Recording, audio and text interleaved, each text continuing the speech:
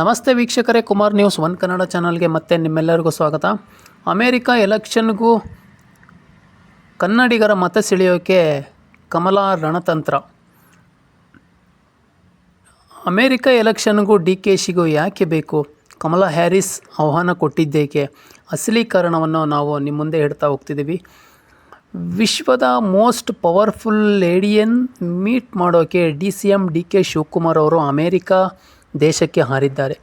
ಇದೊಂದು family trip ಅಂತಂದು ಹೇಳಿ ಫ್ಲೈಟ್ ಹತ್ತಿರೋ DKಶಿ ಎಲ್ಲರನ್ನೂ ಗುಟ್ಟಾಗಿಟ್ಟಿದ್ದಾರೆ.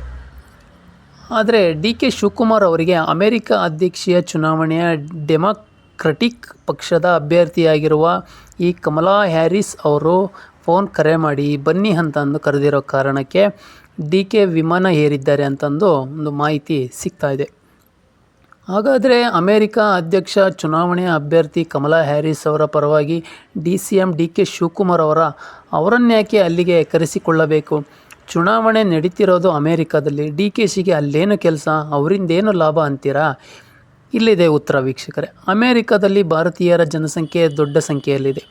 ಅಮೇರಿಕಾದ ಕ್ಯಾಲಿಫೋರ್ನಿಯಾದ ಉತ್ತರ ಕ್ಯಾಲಿಫೋರ್ನಿಯಾ, ಮಿಶಿಗಾನ್, ಪೆನ್ಸಿಲ್ವೇನಿಯಾ, ಅರಿಜೋನಾ ಸೇರಿದಂತೆ ಅತಿ ಹೆಚ್ಚು ಜನಸಂಖ್ಯೆ ಇರುವ ರಾಜ್ಯದಲ್ಲಿ ಭಾರತೀಯರು ನೆಲೆಸಿದ್ದಾರೆ. ಹಾಗಾಗಿ ಅಧ್ಯಕ್ಷೀಯ ಚುನಾವಣೆ ಗೆಲ್ಲಬೇಕು ಅಂದರೆ ಈ ಅನಿವಾಸಿ ಭಾರತೀಯರ ವೋಟ್ಗಳು ಬೇಕೇ ಬೇಕು. 30 ಕೋಟಿ ಜನಸಂಖ್ಯೆ ಇರುವ ಅಮೇರಿಕಾದಲ್ಲಿ ಜಸ್ಟ್ ಅರ್ಧ ಕೋಟಿ ಭಾರತೀಯರ ವೋಟುಗಳಿವೆ. ಇಷ್ಟೆಲ್ಲ ಸರ್ಕಸ್ ಯಾಕೆ ಅಂತಂದು ನೀವು ಕೇಳ್ಬೋದು. ಇದರ ಹಿಂದೊಂದು ರೋಚಕ ಸಂಗತಿ ಇದೆ. ಕಮಲಾ ಹ್ಯಾರಿಸ್ ಅವರು DKಶಿ ಅವರನ್ನು ತಮ್ಮ ಕಾರ್ಯಕ್ರಮಕ್ಕೆ ಕರೆಸಿಕೊಂಡಿರೋದ್ರ ಹಿಂದಿರೋದು ಆ ಒಂದು ಲೆಕ್ಕಾಚಾರ ಅಂತಲೇ ಹೇಳಲಾಗ್ತಾ ಇದೆ. ನಮ್ಮಲ್ಲಿ ಎಡಪಂಥೀಯ ಸಿದ್ಧಾಂತ ಮತ್ತು ಬಲಪಂಥೀಯ ಸಿದ್ಧಾಂತ ಇರುವಂತೆಯೇ ಅಮೇರಿಕದಲ್ಲೂ ರೈಟ್ ಲೆಫ್ಟ್ ಮತ್ತು far right far left, left to center, right to center ಎಂಬ ವಿಚಿತ್ರ ಸಿದ್ಧಾಂತಗಳಿವೆ.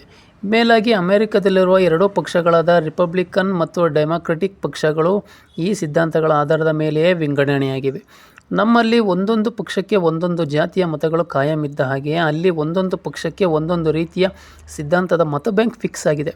ಅಭ್ಯರ್ಥಿ ಯಾರೇ ಇರಲಿ, ಪರಿಸ್ಥಿತಿ ಏನೇ ಇರಲಿ, ಅವರು ಅದೇ ಪಕ್ಷಕ್ಕೆ ವೋಟ್ ಹಾಕ್ತಾರೆ.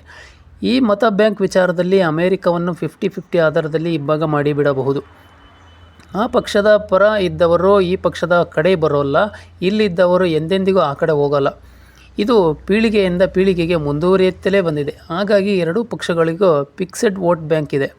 ಬಟ್ ಈ ವೋಟ್ ಬ್ಯಾಂಕ್ನನ್ನು ತಕ್ಕಡಿಗೆ ಹಾಕಿ ತೂಗಿದರೆ ಆಲ್ಮೋಸ್ಟ್ ಸಮ ಬರುತ್ತೆ. ಹಾಗಾಗಿಯೇ ತಕ್ಕಡಿ ಮೇಲೆ ಇರಬೇಕು ಅಂದರೆ ಬೇರೆ ವೋಟ್ಗಳ ಕೃಪೆ ಬೇಕು. ಈ ವೋಟರ್ಸ್ ಯಾರು? ಅನಿವಾಸಿ, ಅರ್ಥಾತ್ ಬೇರೆ ದೇಶಗಳಿಂದ ಬಂದು ನೆಲೆಸಿರುವವರು. 50 ಲಕ್ಷವಲ್ಲ, 5 ವೋಟು ಇದ್ದರೂ ಕೂಡ ಹಲವು ಇಂಪಾರ್ಟೆಂಟ್ ಅನ್ನೋದು ಎರಡೂ ಪಕ್ಷಗಳಿಗೂ ಗೊತ್ತಿದೆ. ಹಾಗಾಗಿ ಅನಿವಾಸಿ ಭಾರತೀಯರ ಪ್ರತಿಯೊಂದು ವೋಟುಗಳನ್ನು ಸೆಳೆಯೋದಕ್ಕೆ ಟ್ರಂಪ್ ಮತ್ತು ಕಮಲಾ ರಣತಂತ್ರವನ್ನು ಮಾಡ್ತಿದ್ದಾರೆ. ಈ ವಿಚಾರದಲ್ಲಿ ಕಮಲಾ ಹ್ಯಾರಿಸ್ ದೊಡ್ಡ ಪ್ಲಸ್ ಪಾಯಿಂಟ್ ಅಂದ್ರೇ ಅವರು ಭಾರತೀಯ ಮೂಲದವರು ಅನ್ನೋದು. ಅವರ ತಾಯಿ ತಮಿಳುನಾಡಿನವರು. ಇದೇ ಅಸ್ತ್ರವನ್ನು ಬಳಸುತ್ತಾ ಭಾರತೀಯರಿಗೆ ವೋಟ್ ಹಾಕದೇ ಇರುವ ನೀವು ಇನ್ಯಾರನ್ನು ಗೆಲ್ಲಿಸಬಹುದು ಸಾಧ್ಯ ಅಂತ ಒಂದು ಭಾವನಾತ್ಮಕ ಅಸ್ತ್ರವನ್ನು ಪ್ರಯೋಗಿಸ್ತಾ ಇದ್ದಾರೆ. ಈಗ DKಶಿ ಅವರನ್ನು ತಮ್ಮ ಕಾರ್ಯಕ್ರಮಕ್ಕೆ ಕರೆಸಿಕೊಳ್ಳಿರೋದು ಆ ಚುನಾವಣೆ ನಂತರದ ಮತ್ತೊಂದು ಅಧ್ಯಯನ ಅಂತಂದು ಸಹ ಹೇಳಲಾಗ್ತಾ ಇದೆ.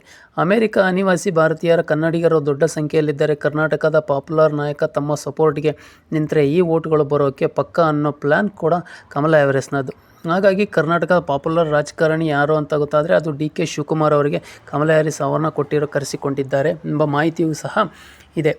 ಕರ್ನಾಟಕದಿಂದ DK ಶಿವಕುಮಾರ್ ಅವರಿಗೆ ಆಮಂತ್ರಣ ನೀಡಿರೋದು ದೇಶದ ಬೇರೆ ಬೇರೆ ರಾಜ್ಯಗಳ ದಿಗ್ಗಜರ ರಾಜಕಾರಣಿಗಳು ಸೆಪ್ಟೆಂಬರ್ 10ರ ಕಮಲಾ ಕಾರ್ಯಕ್ರಮದಲ್ಲಿ ಭಾಗಿಯಾಗ್ತಿದ್ದಾರೆ. ರಾಹುಲ್ ಗಾಂಧಿ ಇದಾಗಲೇ ಅಮೆರಿಕದಲ್ಲಿ ಲ್ಯಾಂಡ್ ಆಗಿದ್ದು ತಮಿಳುನಾಡು CM ಸ್ಟಾಲಿನ್ ಕೂಡ ಭಾಗಿಯಾಗಲಿದ್ದಾರೆ ಎಂಬ ಮಾಹಿತಿ ಕೂಡ ಸಿಕ್ಕಿದೆ. ಕರ್ನಾಟಕದಲ್ಲಿ DK ಶಿವಕುಮಾರ್ ಅವರನ್ನು ಒಳಗೊಂಡಂತೆ ಅನೇಕ ದಿಗ್ಗಜ ರಾಜಕೀಯ ನಾಯಕರಿದ್ದರೂ DKಶಿ ಅವರೇ ಯಾಕೆ ಕಮಲಾ ಹ್ಯಾರಿಸ್ ಅವರ ಮೊದಲ ಆಯ್ಕೆ ಎಂಬ ಪ್ರಶ್ನೆಗೆ ಹುಟ್ಟದೇ ಇರೋದು. ಈ ಪ್ರಶ್ನೆಗೆ ಉತ್ತರ ಹಲವು. ಅದರಲ್ಲೂ ಪ್ರಮುಖವಾದದ್ದು ಅಂದರೆ ಕಮಲಾ ಹ್ಯಾರಿಸ್ ತಾಯಿ ಶ್ಯಾಮಲ್ ಹ್ಯಾರಿಸ್ ಅವರ ಈ ಫೌಂಡೇಶನ್. ಸ್ತನ ಕ್ಯಾನ್ಸರ್ ತಜ್ಞೆಯಾಗಿರ್ತಕ್ಕಂಥ ಕಮಲಾ ಹ್ಯಾರಿಸ್ ಅವರ ತಾಯಿ ಶ್ಯಾಮಲ್ ಗೋಪಾಲನ್ ಅವರ ಹೆಸರಲ್ಲೊಂದು ಫೌಂಡೇಶನ್ ನಡೆಯುತ್ತಿದೆ. ಆರೋಗ್ಯ, ಶಿಕ್ಷಣ, ಸಾಮಾಜಿಕ ಸೇವೆ ಸೇರಿದಂತೆ ಹಲವಾರು ಕ್ಷೇತ್ರಗಳಲ್ಲಿ ಕೊಡುಗೆಯನ್ನು ನೀಡುತ್ತಿರುವ ಆ ಫೌಂಡೇಶನ್ CM DK ಶಿವಕುಮಾರ್ ಅವರು ದೊಡ್ಡ ಮಟ್ಟದಲ್ಲಿ ದೇಣಿಗೆ ನೀಡಿದ್ದಾರೆಂಬ ಮಾಹಿತಿಯೂ ಸಹ ಇದೆ. ಈ ಕಾರಣಕ್ಕಾಗಿಯೇ ಕಮಲಾ ಹ್ಯಾರಿಸ್ ಅವರಿಗೆ DK ಶಿವಕುಮಾರ್ ಅವರ ಮೇಲೆ ಅಪಾರ ಗೌರವ ಇದೆ ಎನ್ನಲಾಗಿದೆ. ಈ ಫೌಂಡೇಶನ್ ಮೂಲಕವೇ ಕಮಲ ಮತ್ತು DK ನಡುವಿನ ಪರಿಚಯ ಅಂತಂದು ಹೇಳಲಾಗ್ತಾ ಇದೆ. ಹಾಗಾಗಿ ಕರ್ನಾಟಕದಲ್ಲಿ ಯಾವ ರಾಜಕಾರಣಿಯು ನಾಯಕನಿಗೆ ಆಹ್ವಾನ ಕೊಡಬೇಕು ಅಂತಂದು ಬಂದಾಗ ಕಮಲರ ಮೊದಲ ಆಯ್ಕೆಯೇ DKಶ ಅವರಾಗಿದ್ದು ಎಂಬ ಮಾಹಿತಿಯೂ ಸಹ ಇದೆ.